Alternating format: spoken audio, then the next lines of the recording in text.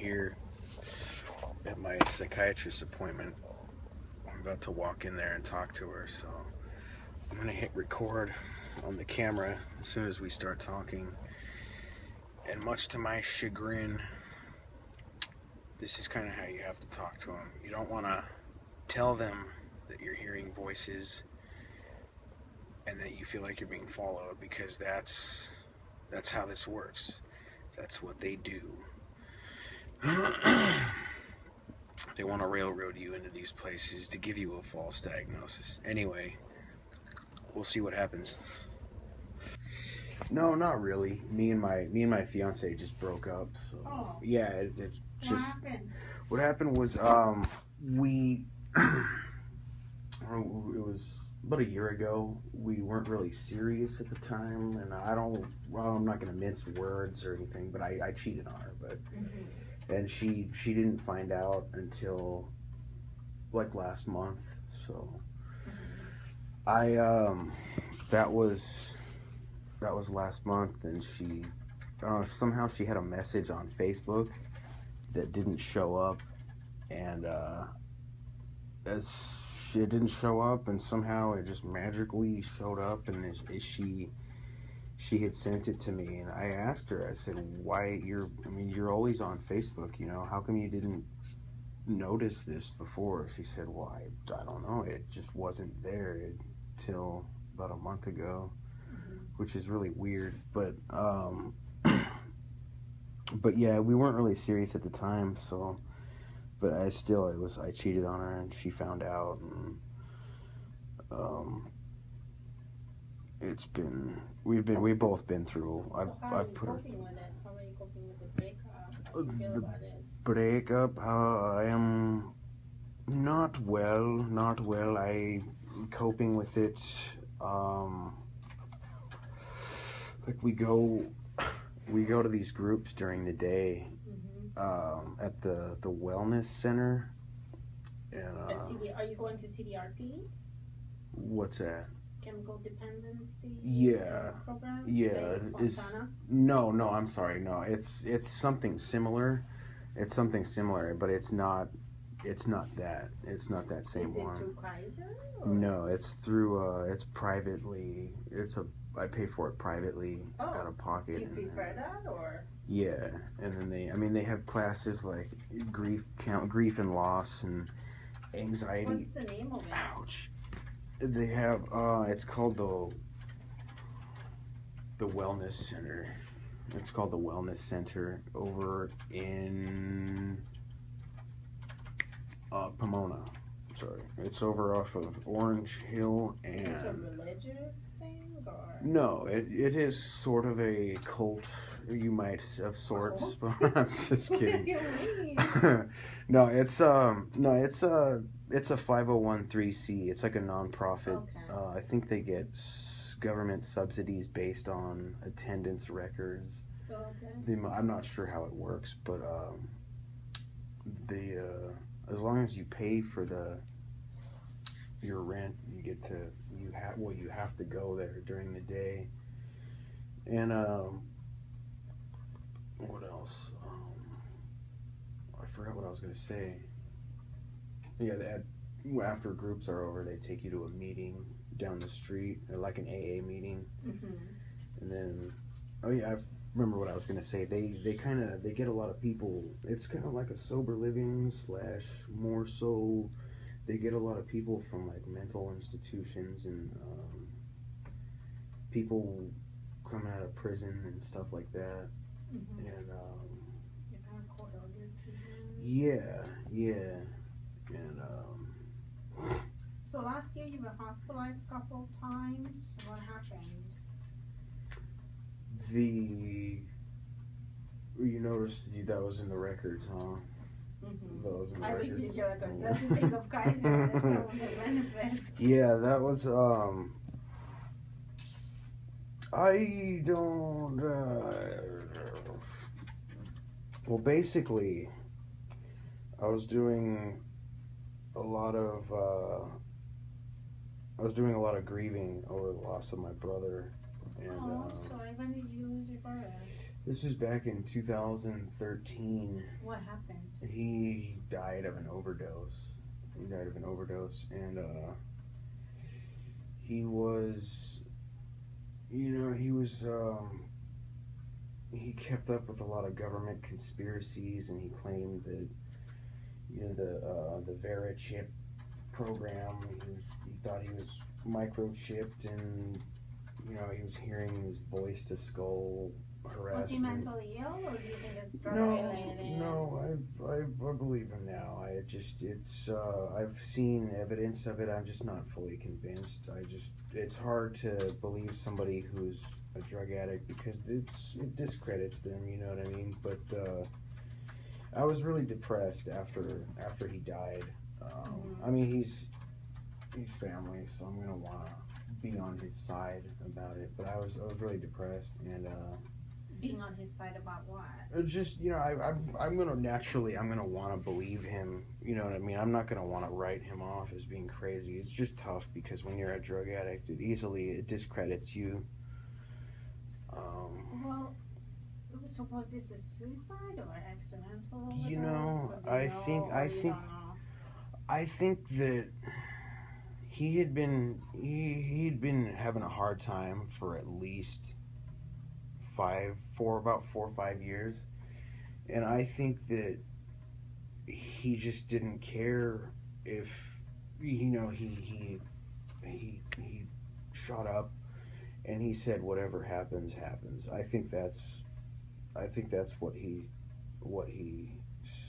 that's how he saw it.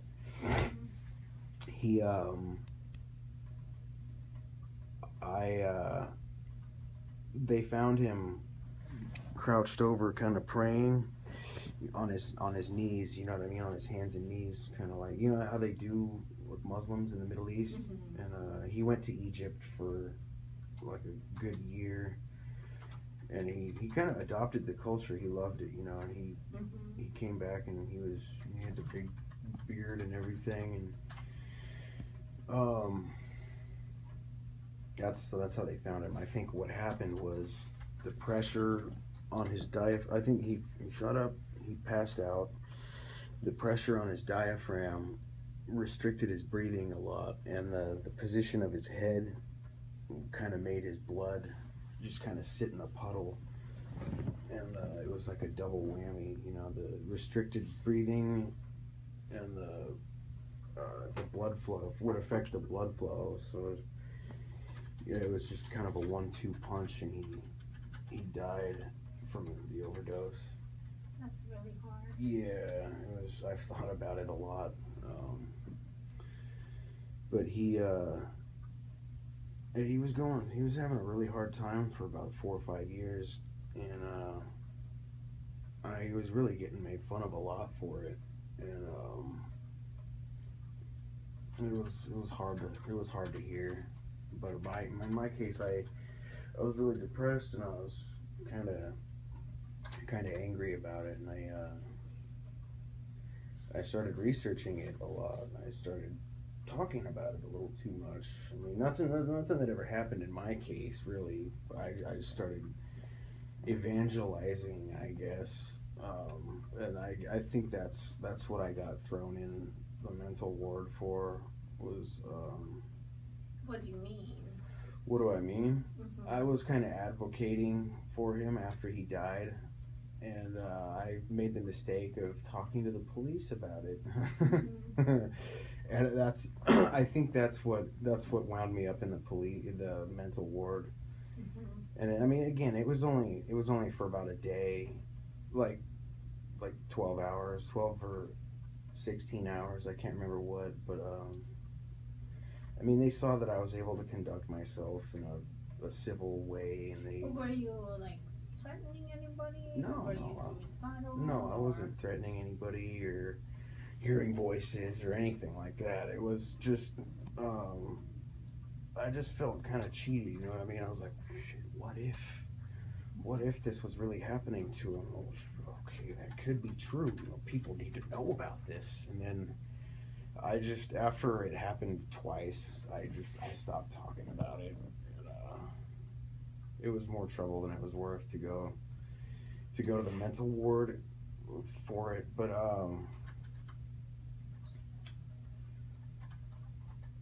yeah, I think that's what it was. I just felt. Are your parents together? Or? No. My dad divorced when I was 2, and then he remarried again when I was 6. It's always been kind of a rocky relationship between me and my stepmom, but it's it's been rocky because of my drug use and the lying and the philandering and maneuvering as a nickel and dime 3-time, stoner, pill Where's popper. your mom? My mom is my real mom.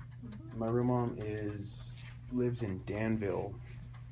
How's your relationship with her? It's friendly. It's friendly. We talk, we joke, we laugh, we go out to eat a lot. But it's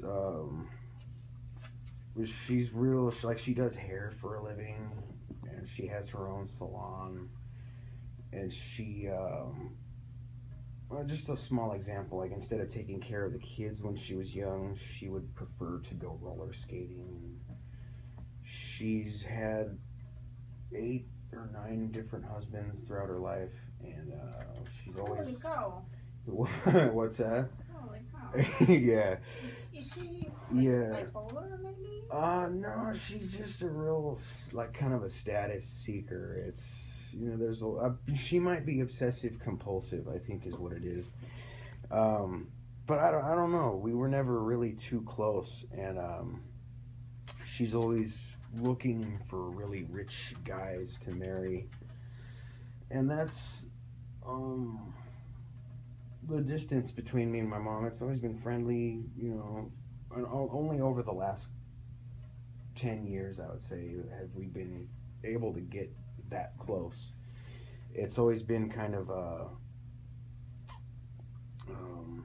distant in my early years, but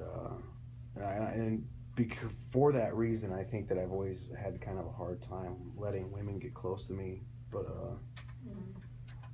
emotionally. How long was this relationship with your girlfriend? My girlfriend was about 2 years. 2 years. My last relationship was 3 years. Is there any chance reconciling? I think so. Yeah. Do you guys have any contact? Yeah. I saw her today. Okay. Actually, I had to get my social security card from her, and I took Kamari to go get a toy, because last time we were out, we got dinner, went to Toys R Us, and then the shit popped off, and we're like, fine, I'm leaving, and then we kind of left right as we were walking up. Do you have children? Speaking of Toys R Us? Well, it's her son. He's 8. His name's Kamari, and I love him like he's my kid. But have you ever had a head injury or seizures? No, nothing like Any that. medical problems? Excuse me. I took Xanax for anxiety disorder, but I don't. Any physical issues? No, nothing like that. No head injuries, and no no. Over-the-counter medications, herbal supplements. I do take B vitamins, and I do take Huperzine A. What is that? Huperzine A. It is a. Huperzine? Yeah, it is a acetylcholine esterase inhibitor. It blocks the downtake of acetylcholine when you. Where are you getting that from? Where am I getting it? You can get it from the vitamin shop. Okay. I'm getting it from Pookie and Ray Ray down on the corner. No, I'm kidding. I get it from the vitamin shop. It's basically it inhibits the breakdown of acetylcholine, neurotransmitter when you take it. And what does it do for you? What does it do for me? It helps my memory. It helps focus and memory. And as long as the acetylcholine is there in my brain, it helps me. It just helps me feel a little better. Feel a little more even. And then I take like choline supplements to raise my acetylcholine levels. How would you describe your mood? My mood is good. My mood is good, and I would attribute a lot of that to a green tea. There's a amino acid in there called L-theanine. So you haven't had any depression? Well, you know what? I'd say mornings are kind of hard sometimes. I've had little tiny bouts, but I'm doing mostly.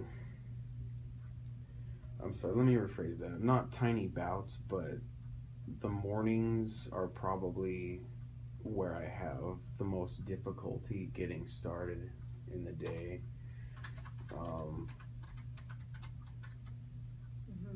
But yeah, it's just not have the motivation. just not